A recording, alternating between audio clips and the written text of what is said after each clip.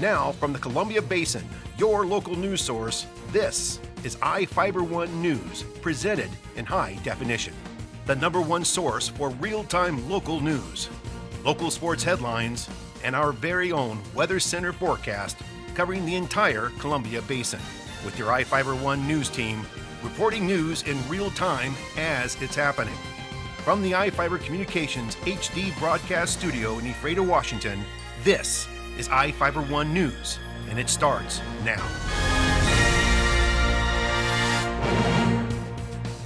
Welcome to iFIBER 1 News. I'm Alan Troop, reporting news from around the Columbia Basin for Thursday, November 14th.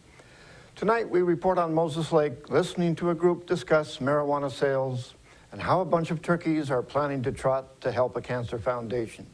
In sports, Bob Kirkpatrick reports on how the Moses Lake Chiefs soccer team performed against Union High School in state playoffs. And our spotlight story tonight is about a surprise that came in the form of a water bill for a Soap Lake man. And we have the latest weather forecast for the Columbia Basin from the iFIBER 1 Weather Center. Our top story tonight, Moses Lake is allowing marijuana retailers in certain commercial zones. The City Council approved an ordinance adding marijuana retailers as an allowed use in certain commercial zones in the city. The decision followed members of the Community Prevention Coalition asking the council to limit where the retailers can set up shop. The coalition is aimed at preventing underage alcohol and drug consumption. Ryan Leonard asked the council to limit the retailers to the areas along Wheeler Road or along Interstate 90 near the automotive dealers.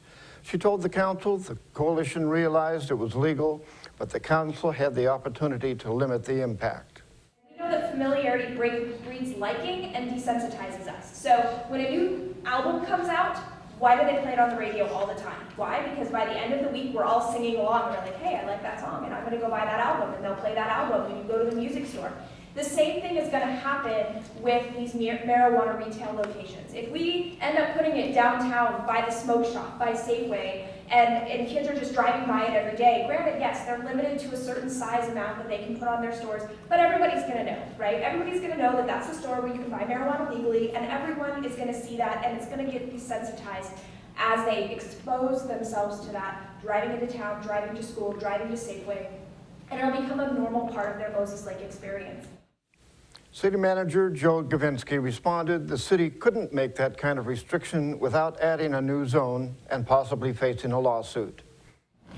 So in other words, if you just can't carve out a couple of places that you would choose that to be the best without going through an entire process, perhaps creating a C3 zone, and then perhaps that C3 zone would be applied citywide and would affect all those businesses and properties within those zones.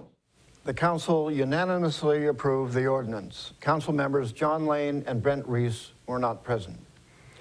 A woman reportedly attacked her boyfriend with a machete, chased him in a vehicle, and tried to steal the furniture from his home near Royal City.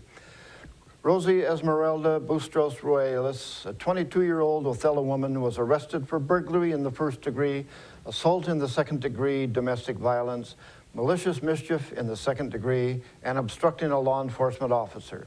According to the Grant County Sheriff's Office, they were dispatched to a home in the 1400 block of State Route 26 near Royal City for a report of domestic violence. Bustos Ruelas allegedly went into a 26-year-old Royal City man's home and began attacking him. When he tried to run out the front door, she reportedly grabbed a machete and swung at him. When the victim tried to take it away from her, he reportedly received a cut to a finger and a small cut above his left knee. Bustos Ruelas allegedly chased him with her car and then returned to his house and began to take his furniture.